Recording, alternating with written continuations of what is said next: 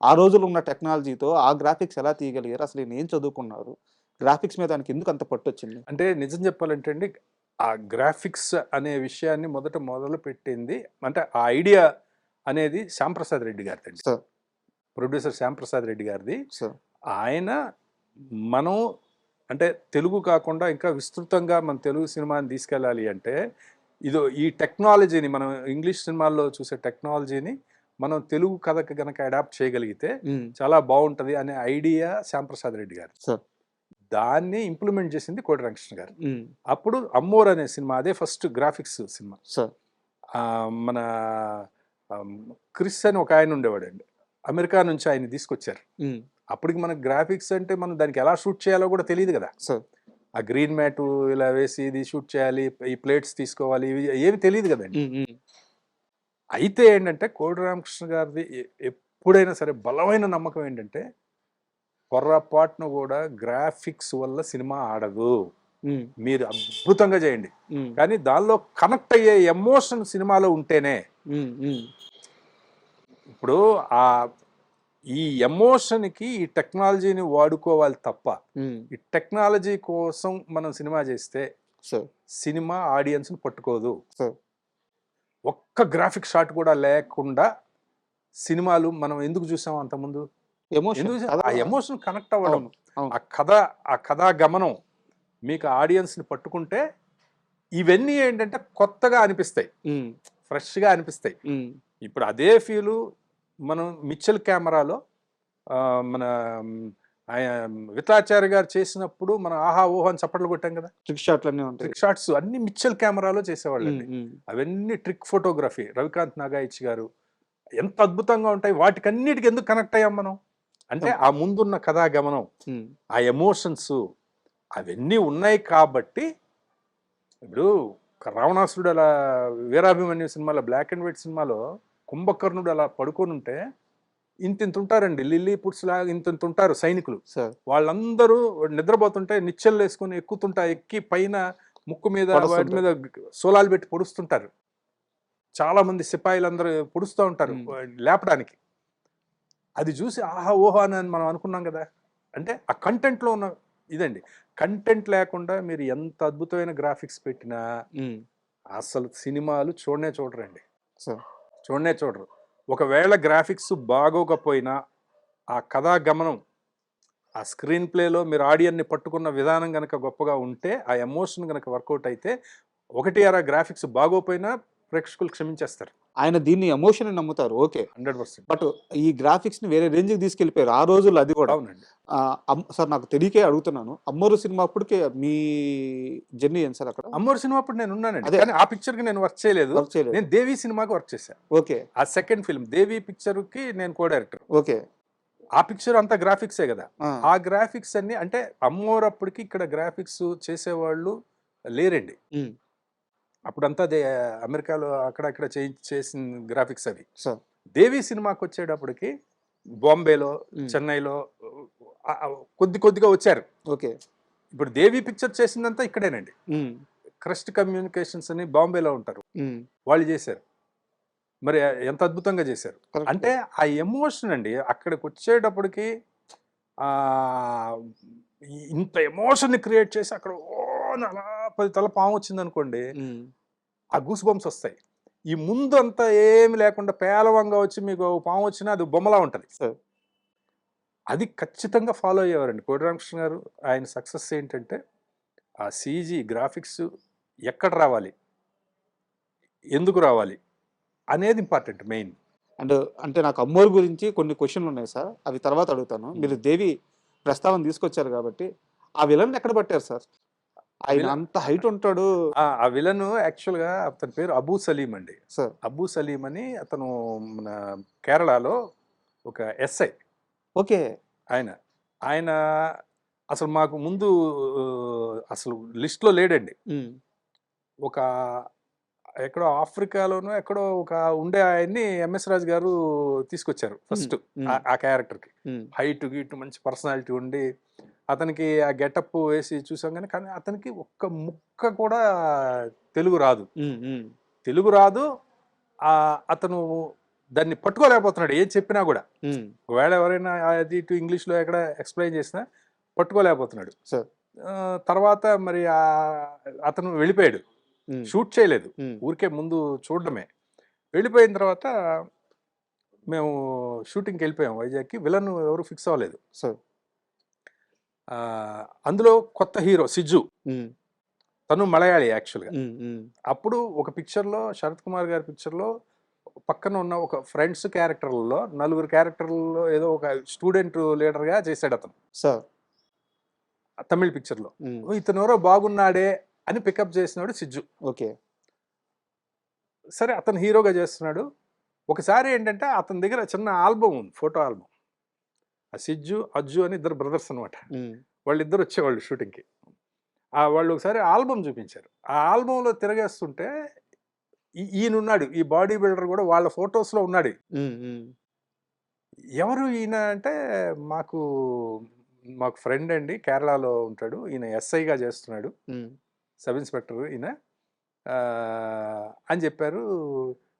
ఇతను యాక్ట్ చేస్తాడంటే అతనికి చిన్న ఇది ఉందండి, చిన్న చిన్న వేషాలు చేస్తుంటాడు అప్పుడప్పుడు సినిమాల్లో, ఉమ్, బట్ ఇంట్రెస్ట్ ఉందండి, మరి ఇంత పెద్ద క్యారెక్టర్ చేయగలుగుతాడో లేదో తెలియదు ఉమ్, ఉమ్. అని అంటే, అవన్నీ ఏముండవు ఇక్కడ, ఇది కోటి రామకృష్ణ స్కూల్ ఇక్కడ. అంతే ఇక్కడ ఎవరైనా యాక్టరే అని చెప్పి వెంటనే అది చూసి డైరెక్టర్ గారు వెంటనే పిలిపించండి అంటే ఉమ్, అతన్ని పిలిపించారు. సార్. మాకు అప్పటి వరకు టెన్షన్గా ఉండేది, ఎందుకంటే షెడ్యూల్లో మేము వేసేసుకుని ఉన్నాం. ఆ, రేపు ఆడు విలన్ కావాలి, విలన్ ఎవడో తెలియదు, ఉమ్. ఇంకో 4 రోజుల్లో షూటింగ్ చేయాలి, ఈ రోజు వరకు వెళ్ళిపోవడో తెలియదు. మాకు అక్కడ అలాగే ఉండేదండి. క్యాటరేషన్ అయితే ఉంది, ఇంత ఎత్తు ఉండాలి, ఇలా ఉండాలి అని.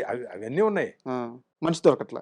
మనిషి ఇంకా చూద్దాం చూద్దాం చూద్దాం చూద్దాం కొత్త వాళ్ళని పెట్టాలని. ఉమ్, అప్పుడు అతను వచ్చాడు. ఉమ్, అతను వస్తే షర్ట్ ఇప్పితే మంచి బాడీ బిల్డరు, అది బాగున్నాడు. ఇంకా అతని కాంటాక్ట్ లెన్స్ అవి పెట్టి, ఉమ్, విగ్గు పెట్టి, అతనికి తెలుగు అనేది ఒక ముక్క రాదు. ఉమ్, అతనితో పెద్ద పెద్ద డైలాగులు అవును. అవన్నీ బాగా అట్లా. ఎంత సార్ అతని హైట్ అప్పుడు? హైట్ అతను ఇప్పుడు 6 ఫీట్ లోపే ఉంటాడండి, అంతకంటే ఎక్కువే ఉండడు ఆయన. మరి అంత ఎత్తుగా చూపించారు అంటే అది ఫోటోగ్రఫీలోనే, ఉమ్, అంటే అతను ఆ వాటర్లోంచి అలా రావడం ఆ, అయ్యి, ఆ. అంటే మీకు అంత భారీగా అట్లా అట్లా కనిపిస్తాడు ఆ సార్. సినిమాలో. ఉమ్, దానికి మన రవి డబ్బింగ్, మన బొమ్మాళి రవి ఓకే. ఆ, అనే ఆ. దాంతో అట్లా. అండ్ మీ గురువు గారు చాలా సినిమాల్లో సౌందర్య గారికి మంచి పాత్రలు పడ్డాయి అన్నమాట. సో మీరు ఒక దగ్గర రాశారు, చెప్పారు, నాకు గుర్తులేదు కానీ సౌందర్య గారిని ఒక పెళ్లిలో చూసి ఈ అమ్మాయి హీరోయిన్ గా బాగుంటుందని మీరు ఫిక్స్ అయితే ఆల్రెడీ అమ్మాయి చేస్తుందని చెప్పి ఒక దగ్గర కూడా చెప్పున్నారు. అవునండి, గుర్తుందా మీకు? అవునండి, అవునవును. ఆ. అది గ్యాంగ్ వార్ అని సినిమా అండి. సార్. గ్యాంగ్ వార్ అని పామ్ గ్రోవ్ హోటల్లో స్టోరీ డిస్కషన్స్ జరుగుతున్నాయి. సార్. మన రైటర్ శ్రీనివాస్ చక్రవర్తి గారని, జగదేక జగదేక వీరుడు అతిలోక సుందరికి మూల కథ ఆయనే. సార్. తర్వాత దొంగోడు వచ్చాడు, చుట్టాల అబ్బాయి, పెళ్లి, సార్. ఈ సినిమాలు కథలు అన్ని ఆయనే అనమాట. ఆయన మంచి రైటర్ ఆయన. సార్. ఆయన రాజశ్రీ గారని మన సాంగ్స్ రాస్తారు, డబ్బింగ్ సాంగ్స్, ఆయన సార్. ఫేమస్. ఆయన డైరెక్షన్ కూడా చేశారు. ఓకే. వాళ్ళిద్దరూ ఆ సినిమాకి కథ చర్చలు జరుగుతూ ఉన్నాయి ఉమ్, పామ్ గ్రోవ్లో. అప్పటికి వినోద్ కుమారు, తర్వాత భానుచంద్ర గారు, హరీష్, ప్రేమ ఖైదీ హీరోని, వాళ్ళు ముగ్గురు హీరోలు అనేది ఫిక్స్ అయ్యి ఉంది ఉమ్, అప్పటికి. ఒకళ్ళ పక్కన శోభన గారు, ఒకళ్ళ పక్కన కస్తూరి, ఫస్ట్ ఎంట్రీ తెలుగుకి. సార్. తమిళ్ కస్తూరి ఇప్పుడు చాలా చాలా చేస్తారు కదా, ఆవిడ ఫస్ట్ పిక్చర్ అన్నట్టుగా ఎంట్రీ. సార్. ఈ హరీష్ పక్కన ఒక అమ్మాయి కావాలి. ఉమ్, ఆ అమ్మాయిని ఎవరు అంటే డైరెక్టర్ గారు అన్నారు, సినిమా వాళ్ళే కదయ్యా, ఎక్కడన్నా ఉంటారు చూడండి, మనకి ఎక్కడన్నా ఫ్యామిలీస్లో మంచి అమ్మాయి. అది ఎవరి పెళ్లి సార్? అది ఉమ్, అది ఎవరి పెళ్లి? అది అది ఎవరిదో మనకు తెలియదండి. అది ఓకే. కాదు, ఆయన చెప్పింది ఏంటంటే ఎక్కడోకక్కడ దొరుకుతారయ్యా. ఆ, ఇప్పుడు రేవతి గారిని ఎక్కడో కాలేజీ దగ్గర చూసి ఆయన ఎలా బుక్ చేశారు. అప్పుడు తమిళ వాళ్ళు చాలా మంది చేస్తుండేవారండి అలాగా. ఉమ్, అంటే అసలు సినిమాతో సంబంధం లేకుండా ఉమ్, ఒక డాన్స్ స్కూల్కి వెళ్ళారనుకోండి, అక్కడ ఒక మంచి ఒక అమ్మాయి డాన్స్ చేస్తుంది అనుకోండి, ఉమ్, ఆ అమ్మాయిని అమ్మ సినిమాలో యాక్ట్ చేస్తావా అని అడిగి తీసుకొచ్చేవారు. అలాగే అమల గారు వాళ్ళందరూ అలా వచ్చిన వాళ్ళే. సార్. రేవతి గారిని అలా పట్టుకున్నారు. అట్లా ఎవరో ఒకళ్ళు దొరుకుతారయ్యా, కొంచెం ఇన్నోసెంట్, బాగా మంచి లుక్ ఉన్న వాళ్ళని చూడండి, సినిమా వాళ్ళనే చూస్తే మనకి సెట్ అవ్వదు ఉమ్, అని చెప్పారు. ఆ పెళ్లి దగ్గరికి వెళ్ళారు మీరు? పెళ్లి దగ్గరికి వెళ్ళలేదు, ఆ, మాది స్టోరీ సిట్టింగ్స్ జరుగుతున్నాయి పామ్ గ్రోవ్ హోటల్లో. ఓకే. ఒకరోజు నేను పామ్గ్రోవ్ హోటల్కి వెళ్తూ ఉంటే అక్కడ పెళ్లి ఏదో రిసెప్షన్ ఏదో సంథింగ్ కార్యక్రమం జరుగుతూ ఉందండి. ఓకే. ఆ పెళ్లి వాళ్ళందరూ తిరుగుతున్నారు. తిరుగుతుంటే ఒక అమ్మాయి అక్కడ రిసెప్షన్ ఎదురుగా సోఫాలో ఒక వైట్ అండ్ వైట్ చుడిదార్ వేసుకొని ఒక అమ్మాయి అలా కూర్చుంది. ఆ పిల్లలు వెళ్ళే వాళ్ళ పిల్లలతో ఏదో మాట్లాడుతూ అలా ఉంది. డైరెక్టర్ గారు ఇవన్నీ అన్నారు కదా అని వెంటనే మనకి ఏంటంటే స్ట్రైక్ అయింది. ఈ అమ్మాయి భలే ఉంది, ఈ అమ్మాయి అయితే బాగుంటది ఇలా అని చెప్పి అప్పుడు మన ధైర్యం ఉండదు కదండి. నాకే సరిగ్గా చాలా నేను బాగా యంగ్ కదా, మనం వెళ్ళి అడిగితే తంతారు కదా సినిమాల్లో యాక్ట్ చేస్తారంటే అని. అప్పుడు నేను పైకి వెళ్ళిన తర్వాత రూమ్లోకి వెళ్ళి చెప్పాను అనమాట, సార్ కింద ఒక అమ్మాయి ఉంది సార్, కూర్చొని ఉంది, చాలా ఇన్నోసెంట్ భలే ఉంది సార్, మన క్యారెక్టర్కి చాలా బాగుంటుంది సార్ అది ఇది అంటే, మరి అడగకపోయావా అన్నారు. అడిగితే తంతారు సార్, మీరంటే పెద్దరికంగా ఉంటుంది, మీరు వచ్చి అడిగితే బాగుంటుంది అది అంటే. అప్పుడు రాజశ్రీ గారు కూడా ఎల్లు ఎల్లు ఎల్లు చూడంటే శ్రీనివాస్ చక్రవర్తి గారు కిందకు వచ్చారు. మేము వచ్చాం, కిందకు వచ్చేటప్పటికి చూస్తే అమ్మాయి లేదు. సరే చూస్తున్నాం, చూస్తుంటే ఏం చక్రవర్తి బాగున్నావా అని ఒక వాయిస్ వినిపించింది. చూస్తే ఒక ఆయన పెద్ద ఆయన వచ్చారు, వాళ్ళిద్దరు వాటేసుకున్నారు, మాట్లాడుకున్నారు. అందులో తెలిసింది ఏంటంటే ఆయన కూడా ఒక రైటరు కన్నడలో. వీళ్ళిద్దరు కలిసి కన్నడ సినిమాలు పనిచేశారట. ఏంటి అలా ఇలా ఇటు ఇటు అటు ఎతుకుతున్నాం అంటే, ఏం లేదు మా సినిమాలో ఒక అమ్మాయి కావాలి, మా వాడు ఎవరో ఇక్కడ ఒక అమ్మాయి ఎవరో బాగుందని చెప్తే వచ్చాము, చూస్తే లేదు అంటుంటే కరెక్ట్గా ఆ టైంలో మళ్ళీ ఆ అమ్మాయి వచ్చి సోఫాలో కూర్చుంది. అక్కడే కూర్చున్నప్పుడు నేను సార్ సార్ సార్ సార్ అది అమ్మాయి అన్న అంటే చూసి బాగుంది కరెక్ట్గా అంటున్నారు శ్రీనివాస్ చక్రవర్తి గారు. అంటున్నప్పుడు మా ట్రా అన్నాడు ఆయన అమ్మాయి లేచి వచ్చేసింది. లేచి వచ్చేసేటప్పటికి ఇదేంటి ఇలా పిలిచేస్తున్నాడు అనుకున్నాం మేము. అదే ఆ అమ్మాయి ఎవరో కాదు మా అమ్మాయే అన్నాడు ఆయన. అంటే ఓ అదే నేను చిన్నప్పుడు చూశాను, ఇంతే ఉంది, అప్పుడు నేను ఇంటికి వచ్చేవాడిని. ఈయన శ్రీనివాస్ చక్రవర్తి గారు వాళ్ళ ఇంటికి వెళ్ళేవాడు.